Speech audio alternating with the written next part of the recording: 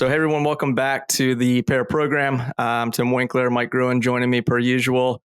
Mike, I messaged you about this earlier, but I read this stat regarding like the new Grand Theft Auto game that's coming out next year, and the trailer just came out yesterday, and it received millions and millions of views, but it created this chain reaction to where a Tom Petty song, "Love Is a Long Road," spiked by, the number was 36,000% in streams. I just think that's fascinating how just like one little thing leads down to that next big spike when something goes a bit viral. I've done this before with HBO's series The Last of Us. They played this Linda Ronstadt song called Long Time, and I was obsessed and just had it on repeat. So I looked up that was actually another top performer. That was 4,900%. And then Stranger Things was another one that had something like that spike. Is there anything that caused you to, like, from a series, a movie, or a game, that caused you to like just start streaming an audio track? So what's funny is I can remember the audio, but I can't remember like what caused it. I can't remember what show or movie or whatever it was that I caught. But there was something that like brought Dolly Parton back into my playlist a little bit, and just a phenomenal performer. I'm not a big country fan. It's like low on my list of like genres I listen to.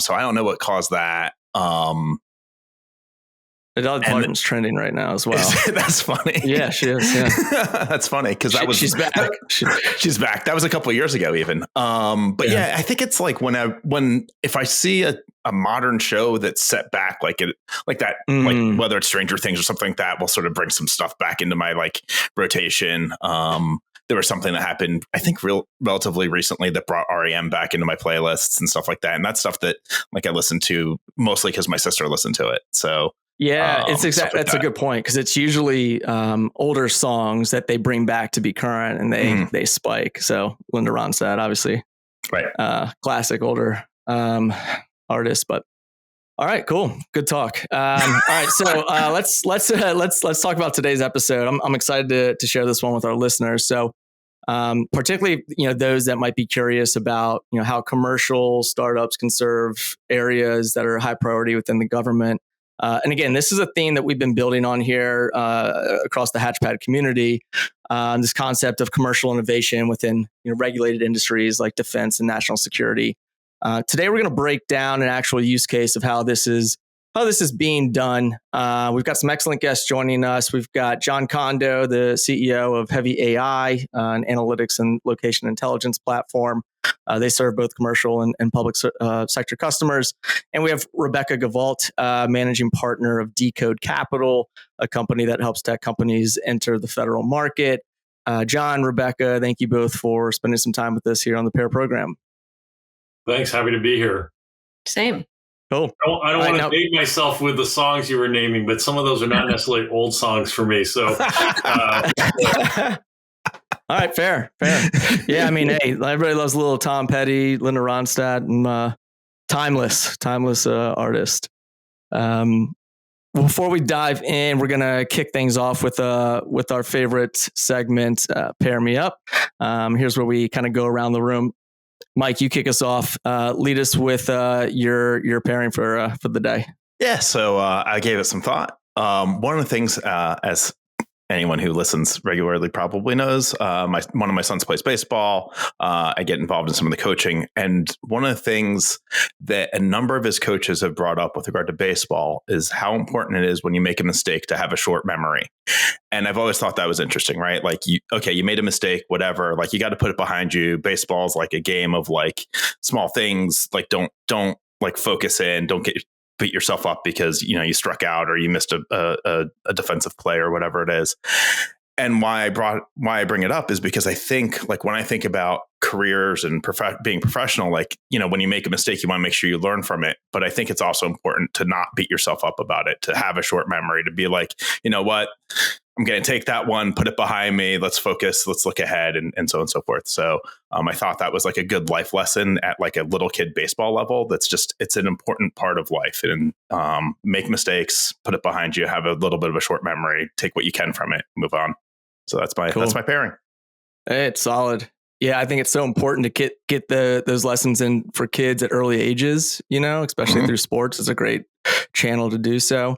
We deal with startups all day. We talk to startups all day. Let's call it what it is. It's like a 90% failure rate. I was reading a really interesting article about this, where it's not talked about much of like the failure stories, and some of them were really I don't know, they kind of hit to a core when they kind of show a little bit of vulnerability of like, hey, this is our failure story. This is what happened. Could have sold at 25 million. Instead, we went bankrupt. Right. We doubled down and right. Yeah. And sometimes it's all timing, but anyways, failure, and not letting that hit you so hard, but rather learning from it, I think is such a great lesson.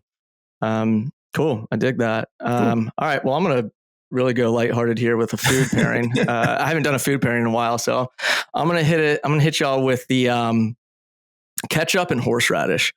So obviously, just a brilliant combination of sweet, tangy, spicy. It's one of my favorite condiments, cocktail sauce. And so obviously, like going into the swing of the holidays, everybody's gonna spike their shrimp consumption here real soon. I'm sure at some parties. But if you don't have like a really good cocktail sauce on the table, that shrimp's just not gonna hit like it should hit. So I'm giving a big shout out to the staple condiment for any seafood restaurant or like home kitchen. Cocktail sauce can't be prepared without ketchup. And I like a hot horseradish, like a little really spicy one. Gives it a good burn. So that's what I'm gonna go with. Ketchup and horseradish sauce.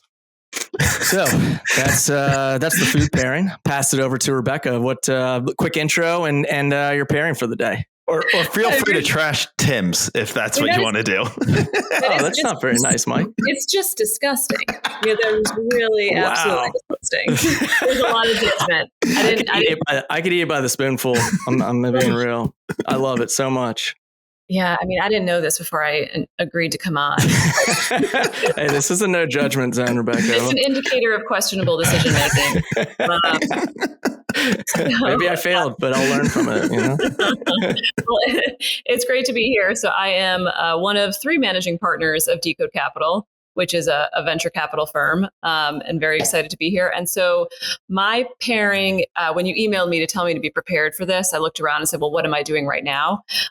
So I was sitting in front of the fireplace working later at night, and I had a mezcal old fashioned. And if you haven't had a mezcal old fashioned, highly recommend. Best type of old fashioned, and a fireplace, and ideally not doing work. That was the bad part of the pairing, but the rest of it was good.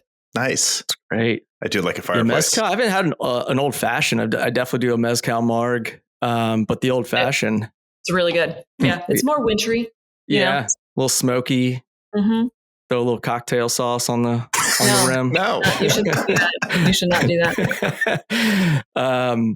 Any specific type of mezcal that you're drawn to, or is it just any? Yeah, so there's Ilegal is pretty good, the Anejo, and then there's the one that's the 4 rabbits, but rabbits is in Spanish, and I can't come up with the word for rabbits right now, and I don't want to embarrass myself when this gets put out. But it's we'll plug it in the show notes. We'll Google it.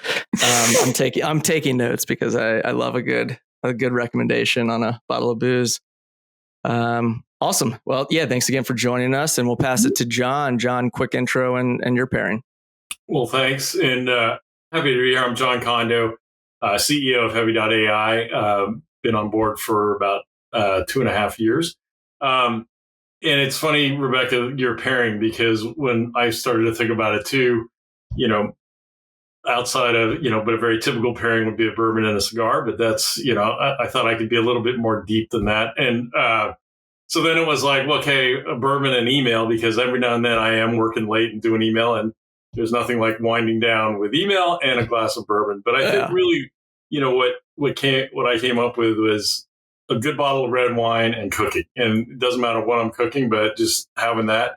And I think the important part of that is really, it's not so much the pairing of the flavors and things along those lines. It's kind of the mood that it puts you in. And so, I have a pretty busy life during the week and on the weekends and such, both with work and with family and things along those lines.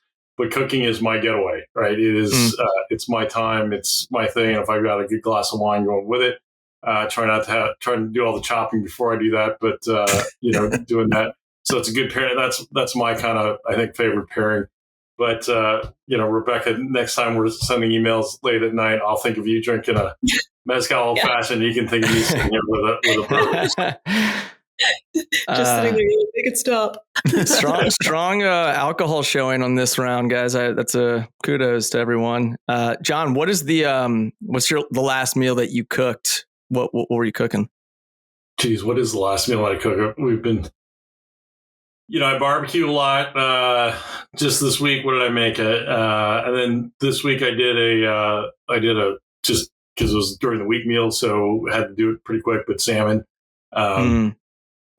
made some homemade Mongolian barbecue sauce, marinated that, seared on both sides, and then put in the oven for a little bit and stuff. That came out really well. So no cocktail sauce. No cocktail sauce. The cocktail sauce. Save it for the shrimp. I do love cocktail sauce, and I love really fresh, good horseradish. But I'm not sure about the ketchup and horseradish. Yeah, ketchup and horseradish. That's not. Anyway, but we can move on. I mean, that's how cocktails made, but I know it is, but can't have one without the other. Yeah, it's just when you say ketchup, it just I know that actually used to be a punishment when we were kids. We would, you lose, you had to eat a spoonful of ketchup as a punishment. Just ill. It's torturous. All right, moving on. Let's get to the heart of the discussion here. So this is how I kind of envision the conversation flowing. I'd like to have each of you just kind of give a brief breakdown of your companies. Jon, I'll actually start with you just to hear a little bit more about the product you're building at HEAVY.AI, the mission, some of the types of customers that your technology is serving. Then we'll pass it over to you, Rebecca, to shed some light on how Dcode Capital operates. And then from there, I'll just have you just go straight into how HEAVY.AI was introduced, going through the Dcode's program. And then we can kind of riff from there. So, Jon, why don't you begin and just hear a little bit more about what you guys are doing over there at HEAVY.AI. Sure, happy to. And I think one of the things that I think is always an interesting story is how we were founded. And I like to start there, and then I'll talk a little bit about what we're doing currently and stuff. But Todd Mostak, who's our founder and now our CTO, Todd was one of those brilliant minds in the world that was writing his dissertation at Harvard on the influence of social media on the Arab Spring. So not necessarily a traditional place to start a database company, but went and harvested, this is about 10 years ago, went and harvested hundreds of millions of tweets that were, and most of them were geolocated, trying to do analysis on those. And as he loaded it up, found that everything he loaded that much data into just came to a screeching halt, and thought, so in his spare time thought, hey, maybe I can write a program to do this. Spent some time, had a little bit of background, started to do this, started hanging out at the MIT Computer Lab. They said, people started to see it, and they said, geez, if you can do it with this, what can you do? And his notion then was, which today looks very obvious, but back then was to use GPUs. And if you think back 10 years ago, GPUs were really think of just really for gaming, right? And not for analytics, or certainly not for AI and what it is today. So, fast forward, what we've developed is a GPU accelerated platform that helps people do in primarily geospatial types of analysis, but it's where there is, there's a few critical things that come to mind, right? You have to have a moment, you have to be able to make a decision within a time period. So many of our applications we need to make a decision. We have an impending deadline, whatever that is. There's, some investment that needs to be made, or a decision, a mission critical decision that needs to be made. And we have to do as much analysis as we can, but that decision can't be put off, right? And so to be able to take as much data, different types of data, often it's geospatial data, satellite, LiDAR, things along those lines, bring that together and be able to get quick answers.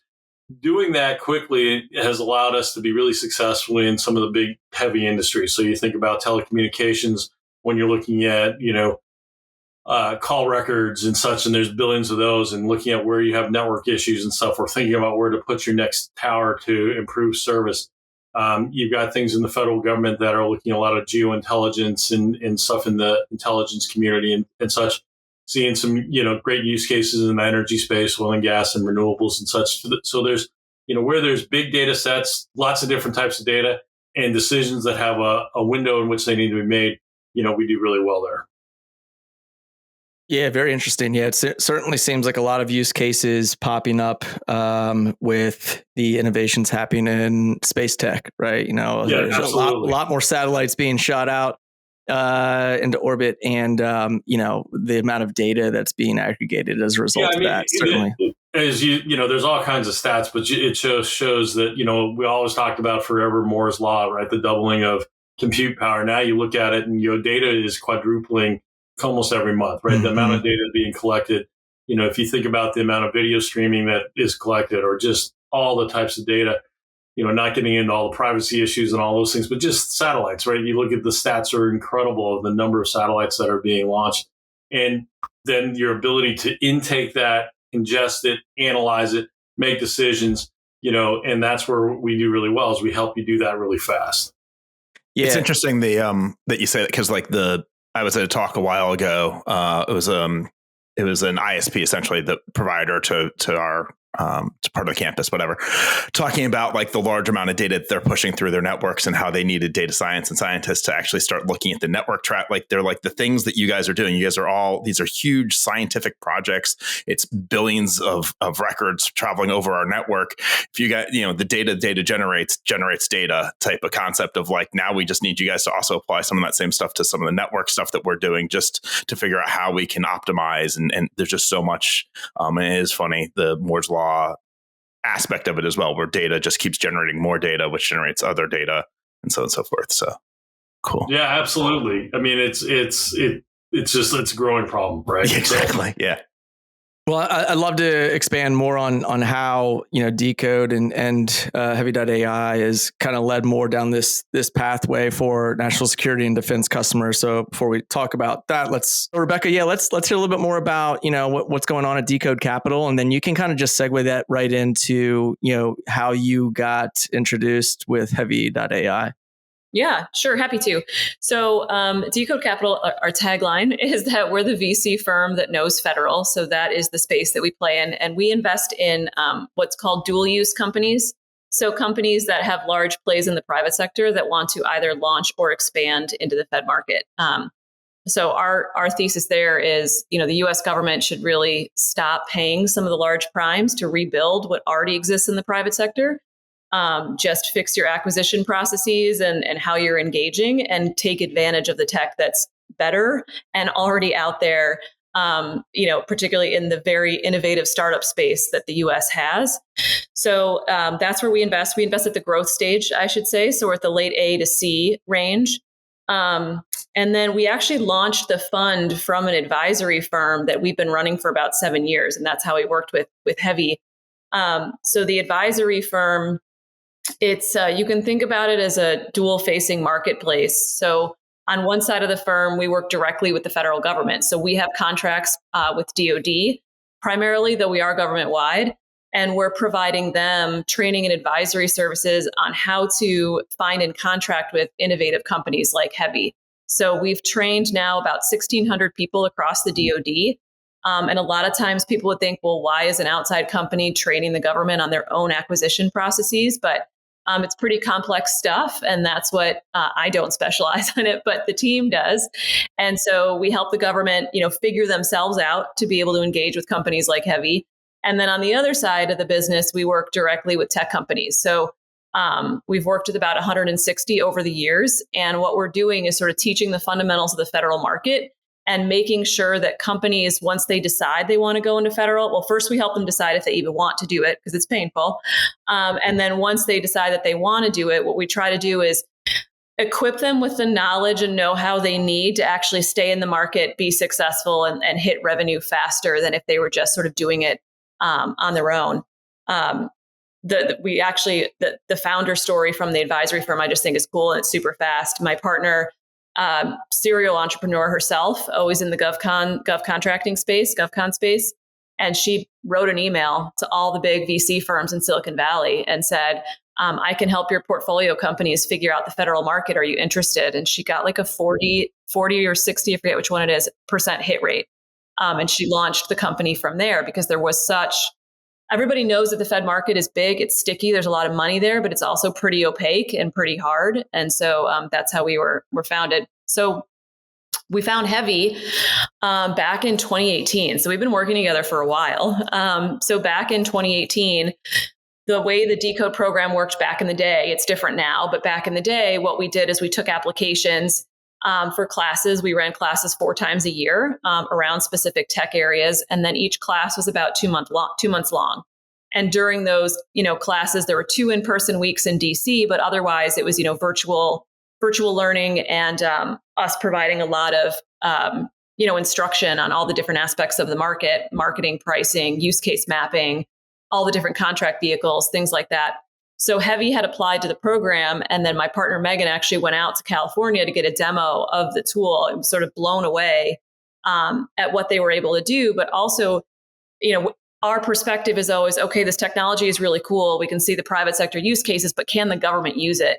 And it was huge to be able to see the sheer amount of data that they were able to manipulate. And inside the government, it's actually illegal for them to erase data. So it is a growing and continually growing problem for them to be able to analyze the data sets that they are constantly ingesting. So it was a very clear fit between what Heavy was doing in the private sector and what they could do in the government. So it was a pretty easy decision on our part that we wanted them in the program. So then there were some personnel changes that happened in the interim. And so eventually when they joined the program, they had a really phenomenal Fed salesperson who we loved working with. And we just really started the relationship from there. And then I personally had worked with Heavy separately. I had worked with In-Q-Tel for a bit. And In-Q-Tel is the venture capital arm of the intelligence community.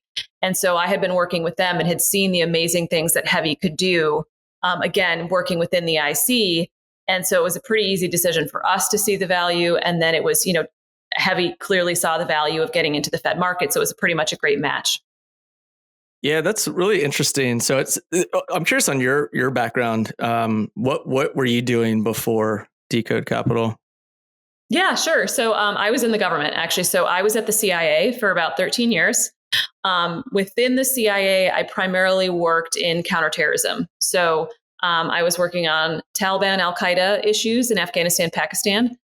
Did that for several years, went out to Afghanistan a few times. And then I worked a bit with the Israeli Mossad on some other terrorist groups that they were most interested in. And really, the way that I describe it to people is that I was the end user of what is theoretically the best tech in government, right? So this is post 9/11.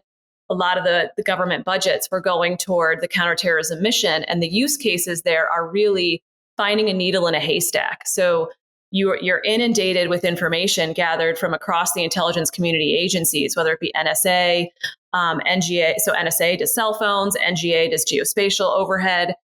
So you're gathering all this kind of data, and you have to find the bad people in that data. And so the tools that we were able to the tools that we had were honestly not that great. And so then when I left, I did that for about 10 years and then decided to go over and work with In-Q-Tel because what they were doing was going out to find the best technologies. And I wasn't alone at CIA with having these problems, right? Across the intelligence community, people are struggling to manipulate data sets and manage significant data overload and try to derive insights from it. And so working with In-Q-Tel for those 2.5 years was fascinating to be able to see all the tools that were out there in the private sector that were doing similar things and the parallel use cases, whether the use case is in the financial sector or the telecommunications sector. It was a similar use case. It was just different data sets. And so working with In-Q-Tel and seeing what Heavy could do was sort of mind-blowing. And then when I ultimately joined Dcode, Heavy had joined Dcode as well. So for me personally, I had been able to work with Heavy when they were with In-Q-Tel, and then also when they were with Dcode. So able to work with them both places, and has been super rewarding. Yeah, really neat how that all kind of came about, interconnected through some past lives there. But so I am curious, like when we first connected, you kind of pointed out like we're not like an accelerator, we're not like a Y Combinator or something here, and just kind of like pulling on that thread a little bit because I want to just kind of expand a little bit more on how Dcode Capital and your consulting arm or advisory arm is unique. So do you all have a certain number of companies? Like, do you have like a cohort, or is it kind of hand selecting one by one and giving this kind of like white glove experience per engagement?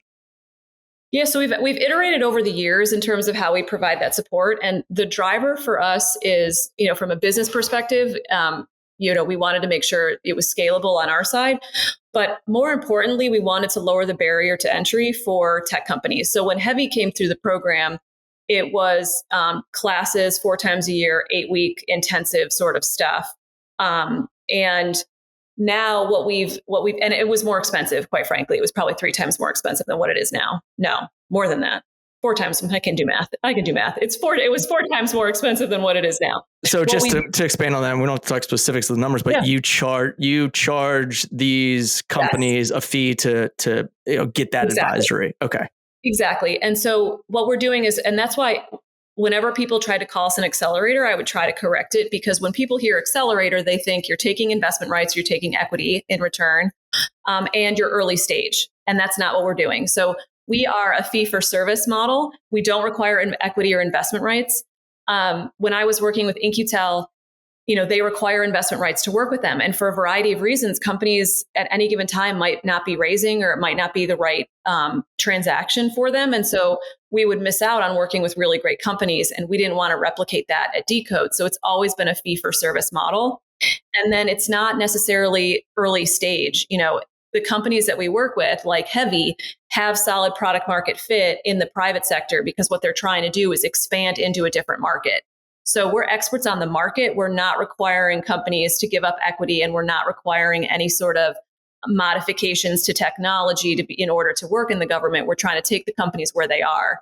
So the program was more intensive and a little bit more expensive previously. Where we are now, we really wanted to, lower the hurdle to work with us. So we now have a boot camp that we run quarterly, because that just makes sense for staffing for us to know it repetitively where it's going. But we run a boot camp that's about an hour or 2 per week, and it's 8 weeks long, and each week covers the fundamentals of the Fed market. So again, that marketing, pricing, use case mapping, budget, all the different contract vehicles. And then we have an online platform. So we're always sticky with these companies. If they ever need help, we're there. It's full of vendors as well. So if they need a proposal writer, or compliance experts, or anything like that you might need for the Fed network or for the Fed market, it's sort of at your fingertips. And then we have events twice per month, and companies can go to that in perpetuity. And those events are, hour-long sessions with the Air Force or the Navy, where they come in and they talk about different opportunities that are great for companies.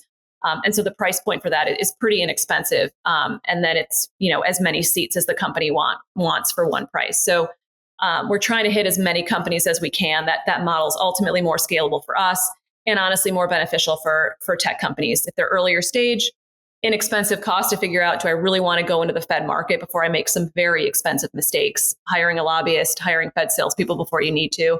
And if you're a growth stage company, a CRO or VP of sales trying to figure out, why is my Fed sales team telling me what they're telling me?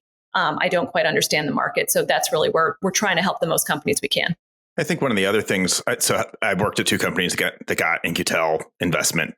And one of the things I saw was sort of this, it was great. It opened some doors. I'm not going to say that it wasn't beneficial in some ways, but at the same time, some of the doors they opened, it was like us just trying to fit a square peg in a round hole, or whatever it was great. We have this introduction.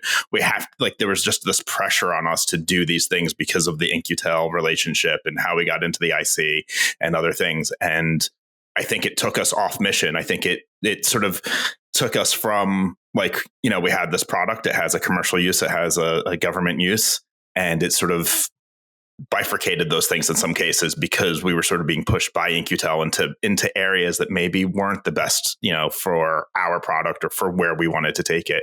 So I really like that fee for model, the model that you guys have. It's interesting.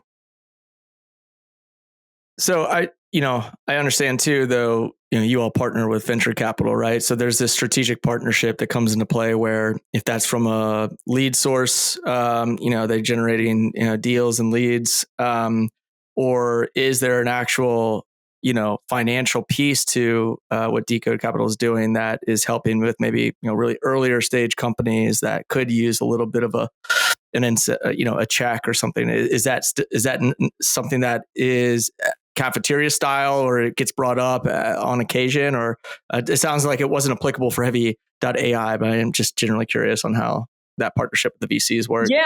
Yeah. So we only launched the fund a couple of years ago. So companies that have been going through the program, again, would come in for fee for service. But ultimately what happened was a number of companies would ask us for investment because they wanted that federal expertise on their cap table. As a board observer, they wanted that kind of help, and we didn't have any money. So we grew out an angel network, partnered with a couple of VCs to invest in a few companies that had been through the program. So we made 6 investments pre-fund before we decided to go ahead and launch a fund. And it got at that exact problem, right? Like companies were coming through, they really wanted to give us equity, obviously in return for money. So we tested those waters, and then ultimately decided to launch our own fund. So, we've been running as an advisory firm for about 8 years, and the fund is only the past 2 years. So now what we do is we are investing our own money now into companies that we have known through the advisory firm, or actually we recently invested in a company that has not gone through the firm, but is going through now. And so Heavy, we actually made an investment in, and we were super thrilled to do that. Love what they're doing. Love the team. Obviously, that's why Jon and I are here. We've been friends for a while, and so now Dcode. So companies go through Dcode. They're in the pipeline for Dcode Capital. It's not a given. It's not a requirement. It's not. It's. We make a bet on ourselves that will be enough value add to the companies that they will want us to invest. And I'm always very upfront and honest with companies that if they're joining our boot camp, a Dcode Capital investment is not a given. We've invested in 10 companies over our lifespan, and 160 have gone through the program. So we're really using it as an opportunity to invest in great companies and continue to support them, particularly the ones like Heavy, where we're able to help them win government contracts. They've got solid product market fit in both sectors, and it made financial sense to us and to them to increase the partnership that way. Very, very interesting, very unique. I haven't heard much like it out there in the market. And Jon, I'd love to hear your 2 thoughts, your 2 cents on this as well, as somebody that's kind of been a part of the program and worked closely with Dcode Capital, and after maybe graduating from the program, right? What did you see as a value add, going through it, and then like even post program, like what are you still seeing from it today? It's interesting. So as I mentioned up front, I've been on board for about 2.5, I guess a little more than that now. It seems like it goes by fast. When I came in, I'd run other companies and such, and I'd had some federal experience and stuff. This was obviously, this company had the deepest relationships in the IC community of any company. And so there was a lot more intricacies to, working with that, because I don't have clearances, so I can only, I get told what my team tells me and such. And so to Rebecca's point, sometimes, you're like, so why are they telling me this? And what are these things? And you learn a lot about three-letter acronyms and such. But I think one of the things that was super, refreshing from Dcode, I got introduced, as kind of my early introduction as joining the company to run the company. And Todd had done a great job running the company. They had gone through the program.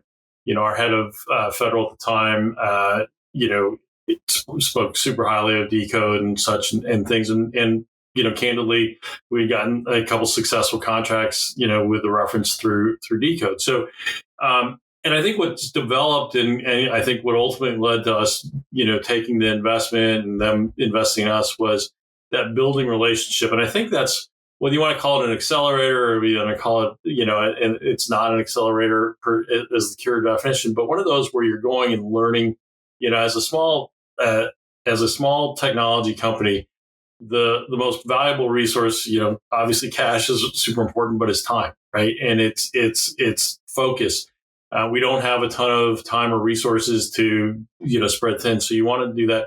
So being able to have somebody that you can call, and, I talk to Rebecca, her 2 partners all the time, and, about, hey, what do you guys think about this? Or this is what happened. We got, quite candidly, we got kicked in the shins a little bit this year with a surprise.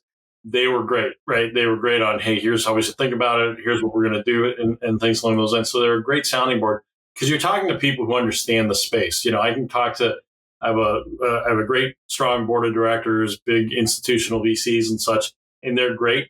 But when it comes to federal stuff, Rebecca and team are who I call. We just had a transition in our federal leadership. They were part of the interview team and a big part of that. So I think it's one of the things that I would say to any of the companies that have either are going through or have gone through is leverage that network, leverage the network that Dcode brings to you and stuff like that. You have to invest in it, right? I mean, I think that it's something, but the federal piece is an important part of our business. We're excited about what the prospects are. We're finally getting to a couple programs, some really strong maturity where, we're going to move to program a record on a couple things and such. And when you do that, you really get instantiated. But having the help of going, okay, so what they're asking us to do this, they're asking us to do this, and there's this term, and what's it mean, and all those things, and having that help is super important. Yeah, I think it's kind of funny to talk to every now and then. So that's really what you're paying the fee for. Really, is a little comic relief when you get kicked in the shins. I mean, a lot of companies got kicked in the shins this year, and when you think about, I love the point you make about time, because the amount of time it takes to tap into a market like the Fed space, if you're not familiar with it, it's very important to have some realistic expectations of what it's going to take to start to see. Yeah, sorry to interrupt, but I think the other thing too is if you apply a commercial mindset to the federal space, you will wind up driving yourself crazy. Because you're like, look, they used our stuff. They accomplished a really important mission critical thing. They can't not use us. Why aren't they buying it? Right? I mean, it's like you guys cured cancer with our stuff, but yet, you didn't pass, this score on this thing, and so it can really it can drive you nuts. And to have somebody that's like, calm, this is normal. You're not the only person that this has happened to. This is, here's what you got to do. Yes, the fact that you have that strong a mission case will help you get through all of that stuff. But doing that, but having, and I think those, especially that have started in commercial, going to federal, I can't tell you how valuable that is. Mm-hmm. Yeah, that's well said. And, one of the things that's fascinating or interesting about the program, Rebecca, is like the events, because for folks that maybe aren't familiar with how a lot of business is done in defense or areas of DoD, is, these events are very important to meet folks in person, shake hands. Like this is, sometimes a little bit of an old school style of how business is done, and it can be very different from commercial. So the fact that you all are facilitating this meet and greet scenario where it's like, hey, here's folks from Navy, here's folks from the Army, I think it's really a really smart move. But I am curious too, because we also deal a lot with recruiting as a part of our business, and it seems like an organic almost add-on for you all as a way to help with the break into the federal space for folks that maybe don't have that federal person intact just yet. Have you ever helped in other areas of like operations of FIPE, like staffing, recruiting, injecting, actual like human capital to help them break in because this person is well plugged into XYZ agencies? Yeah, for sure. I mean, one of the things that one of the reasons that I decided to jump from the government to work for Dcode is because of the mission that was still there. Like that was still very important to me to fix the government, to make sure I still had a focus on national security. And one of the best ways to get the government to use something is to introduce them to other people in the government who are using it. So it's a much better sale if you can get two different agencies to talk to each other about how they're using a particular product. And this is one of the ways that we were able to get HEAVY some additional contracts across the government, because they had so many champions in other agencies that were willing to say, oh my gosh, this tool is amazing. It is helping us do stuff we would not be able to do otherwise. And so from a human capital perspective, what we've been able to do is leverage the relationships that you're talking about across the DoD, so across the Navy to the Air Force, and then over, to DHS to say, hey, this is how this group is using Heavy. Here's how you could be using it too. Let's connect you guys and then bring Heavy in after that. So we do that. We also, as Jon mentioned, we helped him with his interview process for his Fed salesperson. We see a lot of Fed salespeople. There's a lot of good ones. There's a lot of bad ones. And so there's definitely certain things that you look for and certain answers you look for. And then, we had this did not happen to Heavy. This is a horror story from another company, but we invested in the company, but after they went through this, so they were going after a contract with the Air Force, and the Air Force has certain rules around ownership in order to qualify for certain contracts. So what percentage of your company is owned by VCs?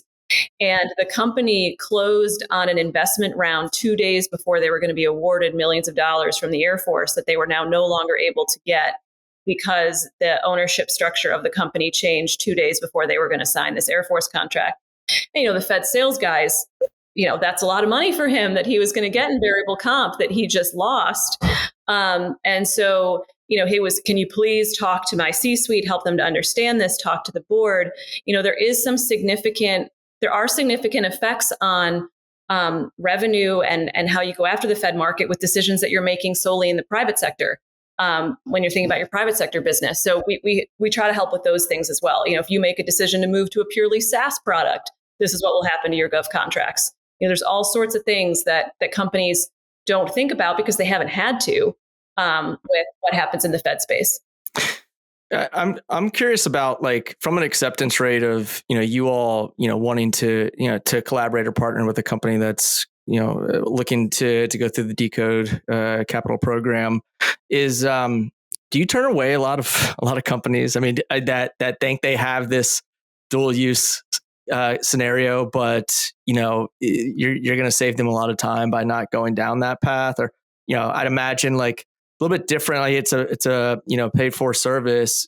So I'm just curious to know, like, how much work you're turning away, and the truth of, like, this is really not going to be a good path for you. Yeah. And this honestly gets to how we iterated the business. So when Heavy went through the program, it was a competitive application process. So we selected Heavy because they were so amazing at what they do.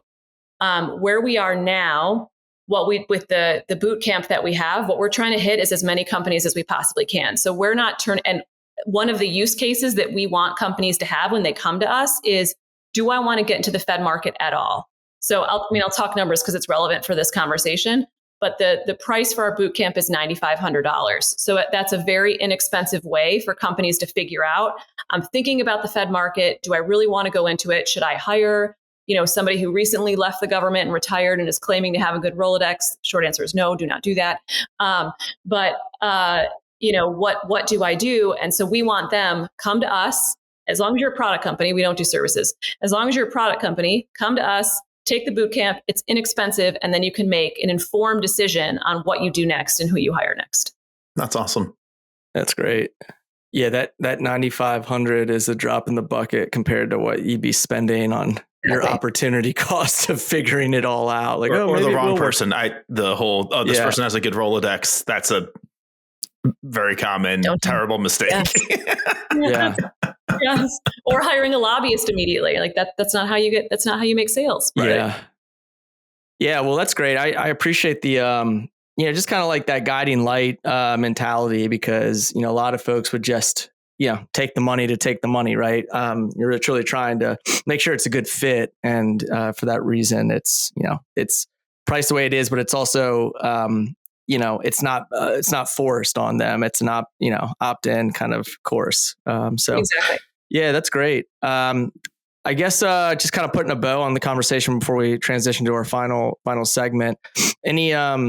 Any closing remarks or advice that you have for those companies out there, Rebecca, that are looking to maybe make that leap in? Some things that those leadership teams might want to ask themselves to see if it makes sense or to consider a program like Dcode Capital's? Yeah, I would say if you want to go directly into the government space and that's going to be your prime customer, then you make that decision. If you want to be a dual use company, build your company in the private sector first. build it, get the money, get good customers, build it there. And then if you can do something creative and lightweight in the government, which is going to be rare, there's a couple of programs inside DoD where you can, but make sure it's in line with what you want to do in the private sector. But we tend to tell companies, if you're launching a company, if you're early stage, figure it out in the private sector first, because you're more likely to survive than if you go after a Fed contract too early in your lifespan. That's what I'd recommend. Very nice. And then Jon, I guess, without getting too specific, but any exciting, avenues that you all are channeling going into defense or national security in 2024 that you want to share?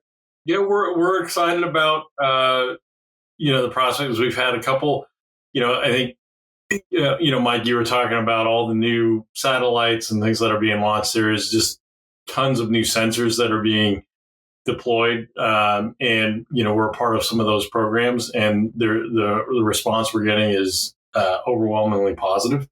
The fact that they've been able to, one of our largest competitors, they were able to put a day's worth of data in, and another one they could put a week's in, and in ours they can analyze over a year, right, in faster time, right? So the fact that we're able to help do that, it's good. It's delivering on the mission. And, I think one of the things, too, that I would say, a couple things as I think about the Fed space, to kind of tag on Rebecca is, number one, you got to believe in the mission, by the way, because you need people who actually believe in the mission and what is trying to be done. The other thing is you got to be patient, because it's one of those things. And I wouldn't build a business plan built on, okay, we're going to get this deal by this time, by these kinds of things. You have to look at it and say, yes, we will. We'll make it incremental. And by the way, you're going to get early indications. You'll get put onto a research contract. You go, we've made it. Still got to find a home. So there's a lot of things that need to happen, but it can be a really fulfilling. Fulfilling piece of business. And I think it's dual use is the right way to go. But to Rebecca's point, go build your private stuff first, your commercial stuff first, and then go do that. Yeah, no doubt. I mean, it's an area that we are seeing more and more of. It's a smart. If there's a play there, it's very smart to diversify. In today's market, it's extremely tough to raise capital right now.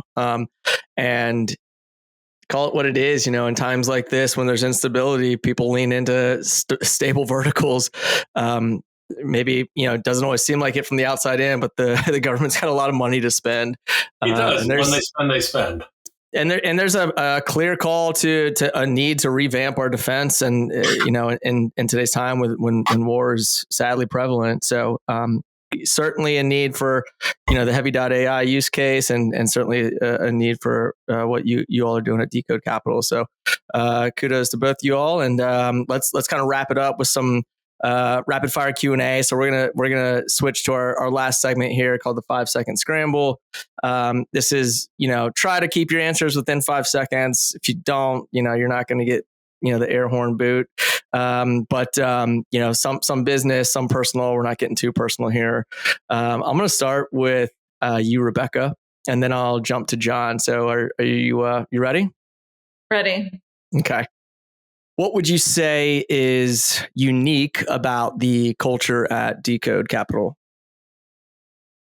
There's a significant focus on having fun. If you check out our website, everybody had to put up GIFs underneath their photos, and it's actually hilarious how well it matches up with people's personality. It's amazing. I was actually looking at it last night because all the new people join and they have to pick one, and it's really great. That's so good. I mean, GIFs is a can't lose scenario. Everybody's got something. I was a little worried. Is it GIF? Is it GIF? I don't know what you guys. I go GIF. I go GIF. All right. But I know what the owner or the inventor wants, but I don't care. Jon, you need to settle this. GIF. I go GIF, but that's I don't know. I say it with the same trepidation that Rebecca has. Like, all right, moving on. So what can folks be most excited about with Dcode Capital heading into 2024? More investments. We're excited. We've raised more money, and we are excited to be deploying it into great companies. And then I personally am very excited to continue helping Heavy out with some of the work that they're doing in the IC. It is beyond cool and super rewarding. Morning routine. So what's the first thing that you do when you wake up? Are we still on me, or is when do we go to Jon? After you've got 10 questions, so you're on your third. Right. First thing I do, after like going to the bathroom, I walk the dog. Yeah. What aside from your phone, what's one tech gadget that you can't live without? Honestly, that's it. So my husband kept trying to get me to wear the Apple Watch, and I cannot do all the notifications. I just can't deal with it. I don't watch a ton of TV. I would like to throw my laptop out the window most of the time.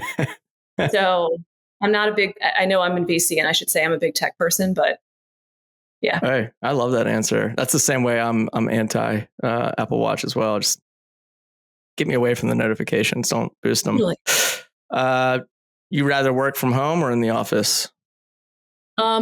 Just had a conversation about this in the office, but in the office as office culture was pre-COVID. Post-COVID office culture is tough because nobody's actually there. People are in and out. But I loved, because at the CIA, you have to be in the office, right? There's no option. Otherwise, you get arrested. So if you're looking at classified information outside the office, you have a large problem on your hands. So love in office culture pre-COVID. Yeah, that's good answer. What is a charity or corporate philanthropy that's near and dear to you? My in-laws helped found Puppies Behind Bars, a very cool organization where they use inmates to train dogs that then become seeing eye dogs or bomb sniffing dogs. And actually, when I was in Afghanistan, one of the dogs that they trained was actually at the gates sniffing for bombs. So it was a cool, very full circle kind of moment. Very neat. What is your go-to dessert? Anything chocolate. Anything that's not chocolate is not dessert. Do you have a favorite quick stress relief activity? Going for a walk so that whatever I'm about to write doesn't actually get sent. Mixed with the mezcal margarita afterwards. No, not margarita. Old fashioned. Old fashioned. Right. Old fashioned. If you could time travel, which period would you want to visit first? Can I go to the future? Yeah. Yeah, that's where I would go. I would go to wherever Star Trek: The Next Generation took place. Oh, very nice. And then last question, what's one thing that's on your bucket list? Oh, I try not to think like that because otherwise, why am I not doing it now? Well played. Wow. You just flipped that question on its head. Awesome. All right. You are all through. Jon, you are up. Are you ready? Sure. All right. Explain Heavy.AI to me as if I were a 5-year-old. If you want to find a needle in a haystack, and the haystack is an immense assortment of pay or geospatial data, customer data, all those kinds of things, we help you find it. What's your favorite part about the culture at Heavy.AI? It is an amazing amount. Everyone that's here has an amazing amount of grit. And I think the other thing that's kind of cool is they're all a bunch of geospatial just freaks. We kind of touched on this earlier, but what can folks be most excited about for Heavy.AI going into 2024?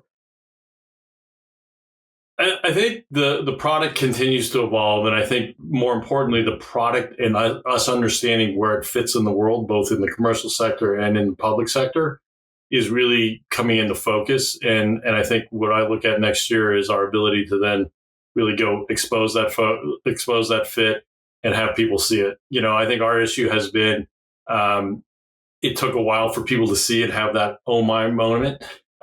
We call it something else internally, but the oh what moment, you know, and now we want to be able to have that to be a much broader set of people see that.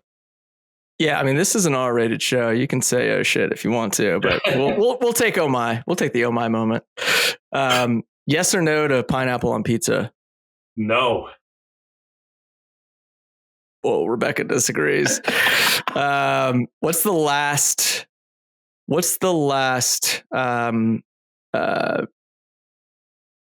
movie series that you binge watched?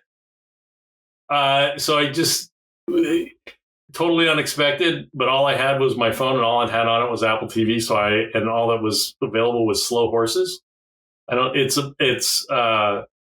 it's kind of this, and I watched the first season, and of course our flight from, as it always is, from Dallas to San Francisco, boarded on time, gonna get in early, ended up being an hour and a half late. So of course I could watch the whole thing, right? So classic.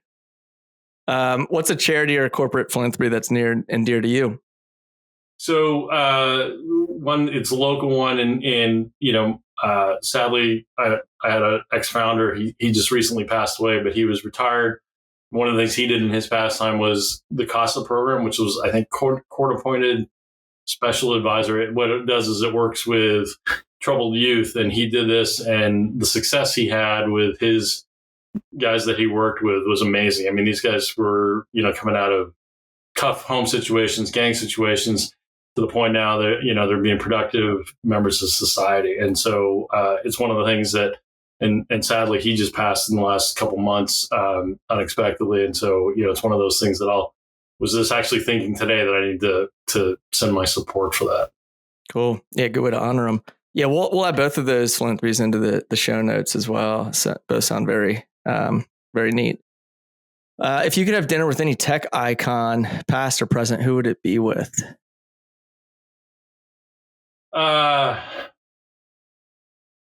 That's a tough one. I would probably say Steve Jobs, because I think it would be one of the most interesting, just to see that mind work. I don't know that it'd be the most pleasant dinner, but I think it'd be a riveting dinner. Yeah, good answer. What's your favorite productivity hack? I think it is blocking out work time, right? It's just, I will purposely put blocks on my calendar that I know I'm going to I can put on, if it's during the day, may not have a glass of bourbon, but if it's night, has the bourbon, but also always has the music with it, right? So, yeah, well said. All right, one of my favorite questions: what is the worst fashion trend that you've ever followed? So this will date myself, but in high school, there's pictures of me probably wearing a velour shirt. Nice. We gotta get pictures of these. I honestly, Rebecca, what's yours? Everybody's got a good answer for this. I mean, there's usually something that really. I mean, nothing is immediately coming to mind. Not because I don't have it, but you can submit a picture. I grew up in a very strict household, so I was not allowed to do the trends. And then by the time I got to college, I don't know, maybe those terrible platform shoes. The platform slides, the rocket dogs. Mm-hmm. The rocket dogs, yeah. I'm just still picturing Jon in a velour shirt. It's really, it's really way better. Really distracting. We're gonna have to get a picture of this, Jon. We'll remember, I do have an investor on the phone, so I got to, Yeah, this immediately gets shut down by your PR team once the picture gets released. All right, last one. What was your dream job as a kid? I think I probably wanted to be an astronaut. My dad and I shared, he was a aerospace engineer his whole career. And so space was, and I kind of grew up during the moonshot era and stuff. Right. And so that was one of the things that we all shared together. And so I think that was, one of the things that I think, had you asked me then. Mm-hmm. Probably plays into why you're so passionate about, working with a bunch of folks, tackling geospatial challenges right now too. Yeah, so. It's funny because I always, not to get into a long philosophical, but, career wise, I wish I could say that every one of my moves has been planned for the next and for where I ended up today. But I think if you look at the collection of experiences that kind of led to that, but I do think, not to get too gushy, but, growing up in a house where my dad was in defense, he was in the defense industry. That's what I was raised in and such. And I think it got me, it's why I'm passionate and really pleased that we have this federal practice, because there is an important part of, what we do as private industry to help our country with national defense. And, I don't want to get into politics, and people can argue that, but whether we like it or not, we need it. And, so I'm proud of that. And I think that probably was instilled in some of my values growing up. Cool. Yeah, it's scratching that itch for you. And we're all about gushy on this show. So don't worry about, showing your emotions. We enjoy that. All right, that's a wrap. You all nailed it. And, that's all we got. So I just want to thank you again, both, for spending time with us and shedding light on, how this relationship works. I think it's one unique use case, and love the work that Dcode Capital is doing. I think it's something that's super needed. Just kind of knowing all the intricacies of tapping into the space here. So appreciate that, and appreciate you all. And thanks for spending time with us on the pod. Thanks. Thanks for having us. Thanks.